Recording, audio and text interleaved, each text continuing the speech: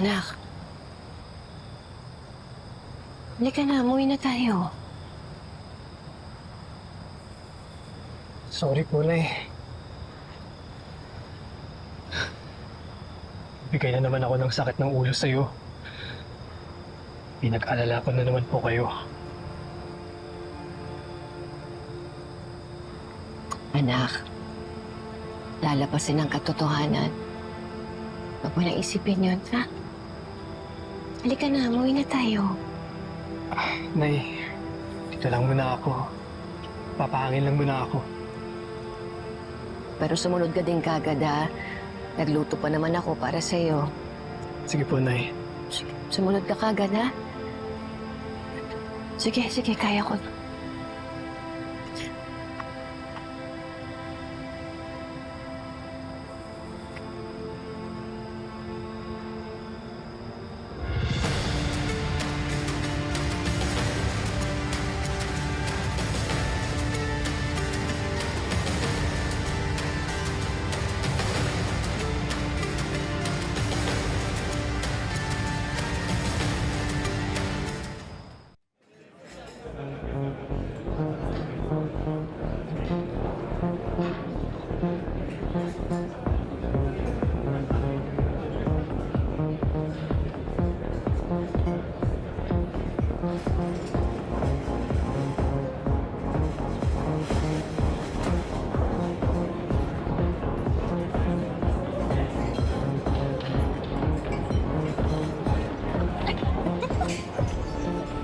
Ginagawa mo dito? Baka may makakita sa'yo dito.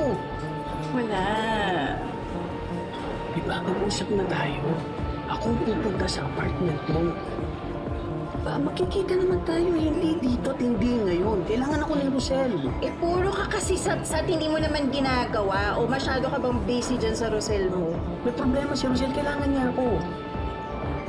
Wala akong pakialam sa problema ni Rosel. Dapat nga ikaw din eh. Kasi di ba kasal-kasalan lang naman yung drama nyo. Unless may totoong nararamdaman ka na kay Rosel. Sinasabi mo.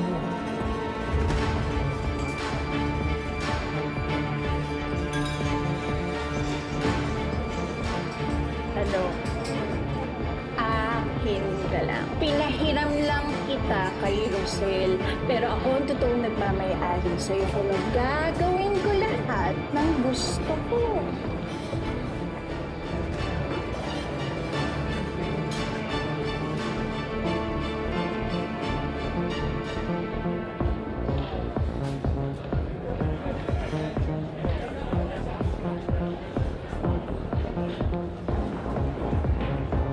Ano yung feeling na nag-bounce back sa'yo ang karma? Masakit, di ba? Tama na! Buhay ko, reputasyon ko, at relasyon ko sa mga tao na sa paligid ko ang sinira mo. Ba't ayaw mo umiyan ng totoo? Na ikaw ang tumulak kay Belle at hindi ako! Baka mamaya siya pa yung maglaglag sa'yo. Ayoko makulong. Please, tulungan mo ako, please. Huwag ka matakot, ha? Iisipan natin ang paraan to, ha? Hindi ka makukulong. Mabuti pa si Melania. May paki siya sa akin.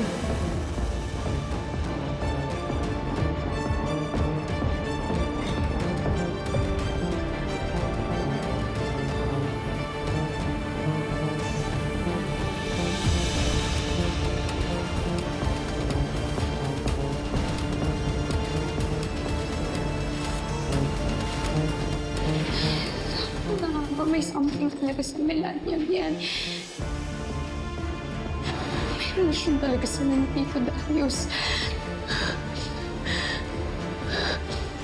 Isusumbong ko kayo kay nanay.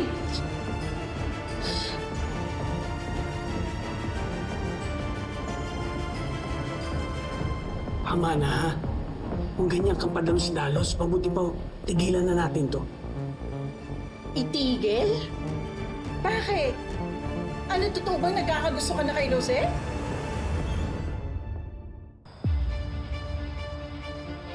Okay.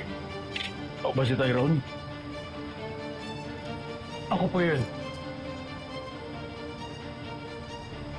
Nagpapaabot lang ng mensahe sa'yo. Ano po yun?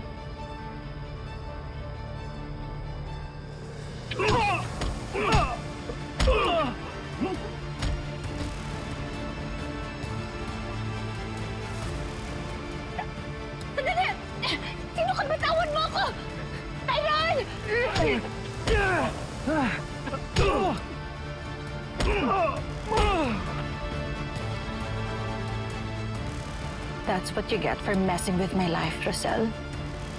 Ngayon, patas na tayo.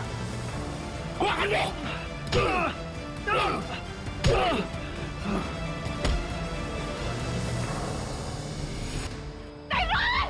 Bitawan mo ako! Ano ba? Bitawan mo sabi ako eh! Tyron!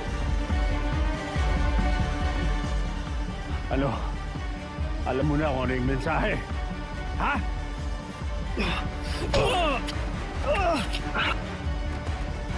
Tyron! Tawad mo po!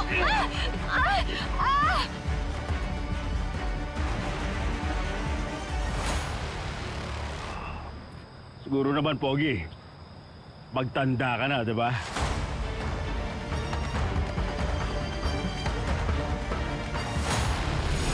Sa iisang tao ko lang naman alam na may atraso si Tyrone. Huwag muna kayong basta-basta nagbibintang. Bakit ginawa mo yun sa anak ko? Kung nandito ka sana may nagawa ka. Bakit? Saan ka ba pumunta? Ano bang pinagkakaabalahan mo? Oo nga, Tito Darius. Ano bang pinagkakaabalahan mo? Baka gusto mong i-share sa amin. Naniniwala ka ba talaga na kaya kong patulan yung ganyang kababawan? Ako hindi ko kaya manakit ng bata. Lalo na, alam ko mabait si Tyrone. O baka naman hindi mo lang siya kayang saktan dahil anak siya ni Jose. Kaya kong patunayan sa'yo na inosente ang anak ko. At kaya ko rin patunayan na wala kaming kinalaman sa nangyari kay Tyrone. Akala mo kung sinong maamong aso, oh? Pero yun pala, isang napakalaking anaconda na kumakain rin pala ng aso. Alam kong what's going on between you and Tito Darius. Meron ho kaming dalang warrant of arrest laban sa inyo sa kasong physical injury. Nangyayari dito? Pag hindi mo tinulungan yung anak ko, pagsisisihan mo to. Kasi hindi mo to pwedeng gawin. Dahil meron kang dapat malaman, meron akong dapat sabihin sa'yo. Tungkol kay Tyrone.